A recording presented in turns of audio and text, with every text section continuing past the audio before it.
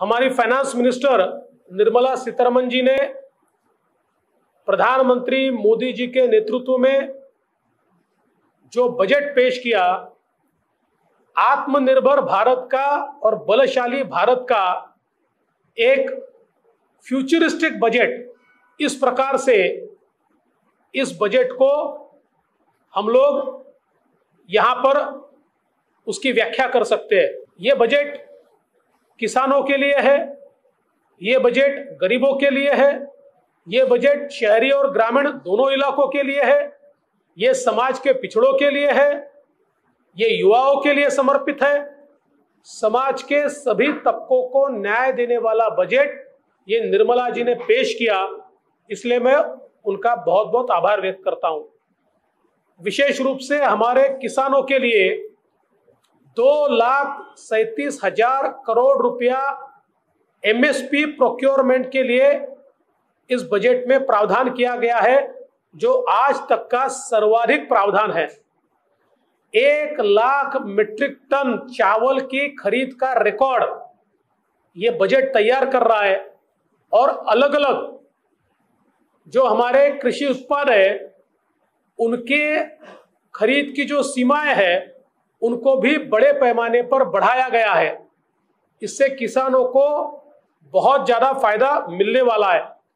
साथ साथ खेती के क्षेत्र में टेक्नोलॉजी का उपयोग करने के लिए ड्रोन टेक्नोलॉजी के माध्यम से हम लोग सस्टेनेबल फार्मिंग कैसे कर पाए, उसके माध्यम से करेक्ट प्रेडिक्शन कैसे कर पाए, उसके माध्यम से प्रिसीशन स्प्रेइंग कैसे कर पाए, ये सारी चीजों को इस बजट में समाविष्ट किया गया है।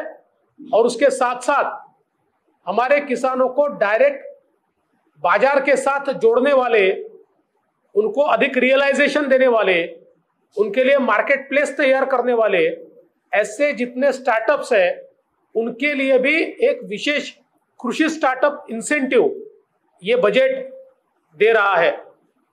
सहकार क्षेत्र के लिए बहुत अच्छा निर्णय इस बजट ने लिया है। विशेष रूप से इनकम टैक्स या मिनिमम अल्टरनेट टैक्स, ये सहकार क्षेत्र को 18.5% लगता था और प्राइवेट सेक्टर को 15% लगता था। अब सहकार क्षेत्र को भी 15% तक लाया गया है। और उसके साथ साथ जो सरचार्ज है 12% से घटाकर 7% पर लाया गया है। तो कुल मिलाकर सहकारिता क्षेत्र में मैं ऐसा मानता हूं कि हमारे नए सहकारिता मंत्री अमित शाह जी ने जो सूचनाएं की है उसके आधार पर सरकार ने बहुत ही महत्वपूर्ण निर्णय लिया है। नल से जल, इस योजना के तहत हर घर जल पहुंचाने के लिए 60,000 करोड़ रुपए का प्रावधान किया गया है और हर भारतीय के घर शुद्ध जल पहुंचाने का काम मोदी सरकार कर रही है। वही प्रधानमंत्री आवास योजना में हर गरीब को मकान देने के लिए 40,000 करोड़ रुपए का प्रावधान इस बजट के तहत यहां पर किया गया है। इंफ्रास्ट्रक्चर का जो क्षेत्र है, मैं ऐसा मानता हूं इस बजट का हाईलाइट अगर कुछ होगा तो इंफ्रास्ट्रक्चर का क्षेत्र है, क्योंकि हम जानते हैं हम जब इंफ्रास्ट्रक्चर में 1 रुपया इन्वेस्ट करते हैं तो 27 सेक्टोरल इंडस्ट्री को एक डिमांड मिलती है और उससे बहुत बड़े पैमाने पर रोजगार निर्माण होता है। और 7.5 लाख करोड़ रुपया इंफ्रास्ट्रक्चर का इन्वेस्टमेंट 2019-20 के मुकाबले दुगना investment, roads, train, airport, port, shipping और उसके साथ साथ रोपवे, ऐसे सारे, और प्रधानमंत्री गति शक्ति योजना के तहत ये जो इन्वेस्टमेंट है देश के इंफ्रास्ट्रक्चर को वर्ल्ड क्लास बनाएगा, रोजगार की निर्मित करेगा और ग्लोबल इन्वेस्टमेंट को अट्रैक्ट भी करेगा। इस प्रकार का ये अनप्रेसिडेंटेड, अप्रत्याशित, जिसकी हमने कल्पना नहीं की थी, इस प्रकार का निवेश इंफ्रास्ट्रक्चर के सेक्टर में सरकार कर रही है। कोविड की महामारी में उद्योगों को जो नुकसान हुआ, उसमें से उद्योगों को उबारने के लिए ECGLS जो स्कीम तैयार की थी, उसको मार्च 2023 तक एक्सटेंशन देकर 5 लाख करोड़ रुपए का निवेश हमारे उद्योगों को बचाने के लिए हमारी सरकार कर रही है। वही MSME सूक्ष्म लघु और मध्यम उद्योगों के लिए 2 लाख करोड़ रुपए का प्रावधान किया गया है। और विशेष रूप से चूंकि मैं गोवा से प्रेस कर रहा हूं, हॉस्पिटैलिटी इंडस्ट्री को एक बहुत बड़ा सुरक्षा कवच इस बजट के माध्यम से यहां पर दिया गया है। इसके साथ साथ 15 सेक्टर आइडेंटिफाई करके उनको प्रोडक्शन लिंक इंसेंटिव देने के कारण 60 लाख रोजगारों का सृजन, 60 लाख जॉब्स, ये इस माध्यम से सरकार केवल इन 15 सेक्टर से क्रिएट कर रही है। इसके साथ साथ रक्षा बजट में बढ़ोतरी भी की गई है और सबसे बड़ा निर्णय अगर कुछ होगा तो रक्षा उत्पाद में 68% पैसा देशी उत्पाद पर रिजर्व किया गया है। जो प्रोडक्शन हमारे देश में होगा 68% वही प्रोक्योर किया जाएगा। मैं ऐसा मानता हूं कि मेक इन इंडिया का इससे बड़ा दूसरा उदाहरण हो नहीं सकता। इतने निवेश के कारण बहुत बड़े पैमाने पर रोजगार मिलेगा और साथ साथ हमारी विदेशी मुद्रा भी बचेगी और आत्मनिर्भर भारत का सपना भी हम लोग पूरा कर पाएंगे। एक बहुत बड़ी डिजिटल इकोसिस्टम तैयार करने का प्रयास इस बजट के माध्यम से किया गया है, जिसमें पहली बार भारत सरकार डिजिटल रुपी RBI को इशू करने के लिए कहेगा और डिजिटल रुपी के कारण ये जो ब्लॉकचेन के माध्यम से इशू होगा, इसके कारण क्रिप्टो करेंसी का जो एक जाल हमारे देश में जिस प्रकार से फैल रहा है और उसका दुरुपयोग हो रहा है, उसको भी हम काउंटर करेंगे और डिजिटल इकोसिस्टम में इस रुपी के कारण एक ग्लोबल प्रेजेंस हमारा तैयार होगा। इसके साथ साथ डिजिटल यूनिवर्सिटी पहली बार तैयार हो रही है, जिससे डिजिटल इकोसिस्टम को एक बहुत बड़ा बूस्ट मिलेगा। 75 जिलों में 75 डिजिटल बैंक्स, एक बहुत ही आधुनिक प्रयोग कि जो सफल होने के बाद कहीं पर भी बैंकिंग सिस्टम हम लोग खड़ी कर पाएंगे, तो ये भी एक बहुत अच्छा निर्णय हो रहा है। पिछले समय मोदी जी ने पोस्टल बैंकिंग शुरू किया था, अब उसको आगे बढ़ाकर डिजिटल पेमेंट गेटवे में पोस्ट ऑफिसेस को लाकर अब हर पोस्ट ऑफिस ये एक बैंक होगा जो सीधा बैंकों से व्यवहार कर पाएगा।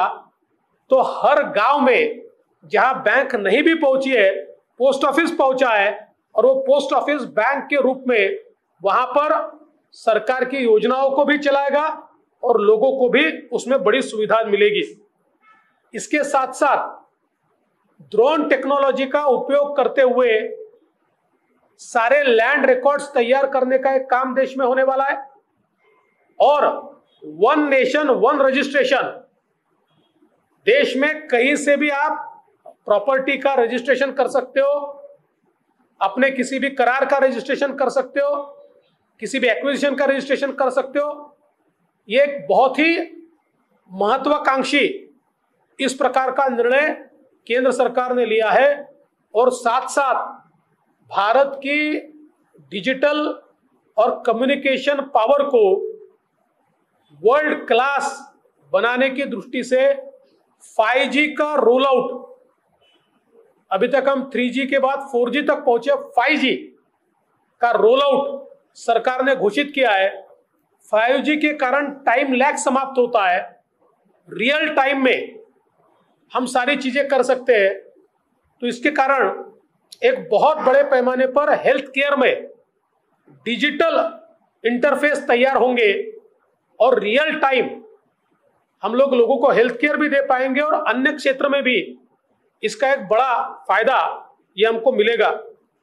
और ये भी तय किया है कि ये सारा जो एक्सेस है केवल शहरों में नहीं, हर गांव तक उसी स्पीड का इंटरनेट एक्सेस ये लोगों को मिले, इसका भी सृजन इस बजट में किया गया है।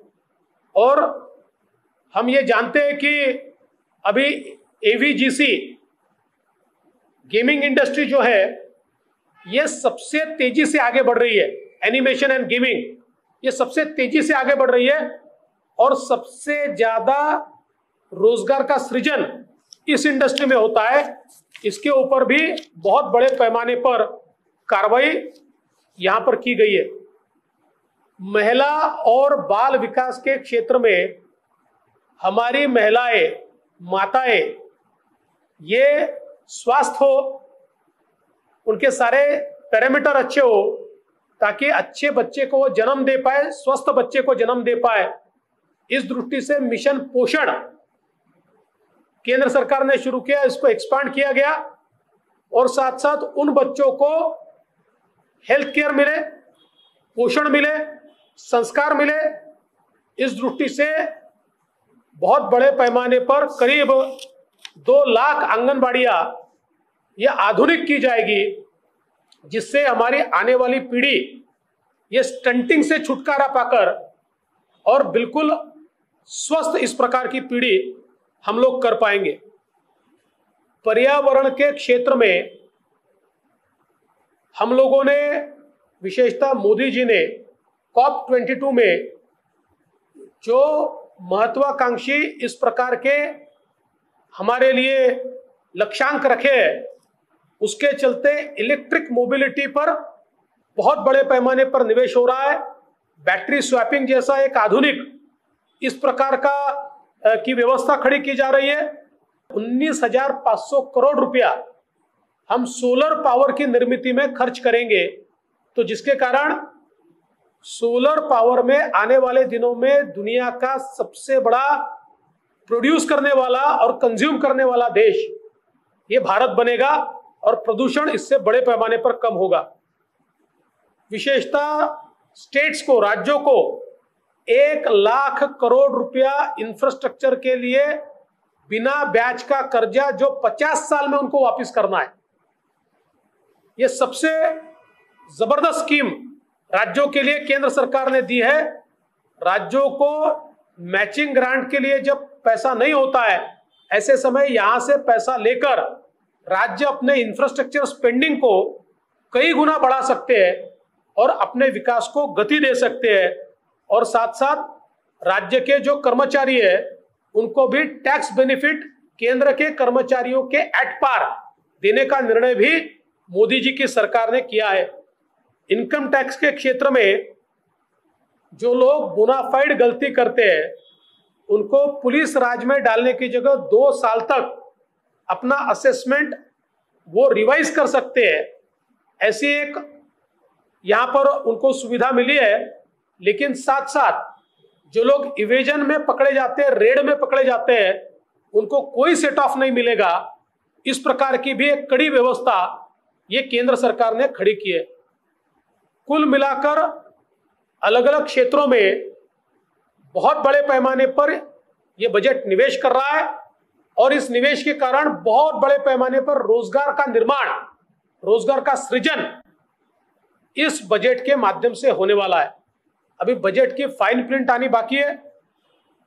मूल रूप से निर्मला जी ने, हमारी अर्थमंत्री महोदया ने, जो एक एक स्टेट की घोषणा होती है, एक एक शहर की घोषणा होती है, उससे बचने का प्रयास किया है। वो फाइन प्रिंट में हमको सब मिलेगा, क्योंकि इतना स्पेंडिंग हो रहा है तो हर राज्य में वो स्पेंडिंग होगा। तो हम लोग उस समय उसके ऊपर और चर्चा करेंगे।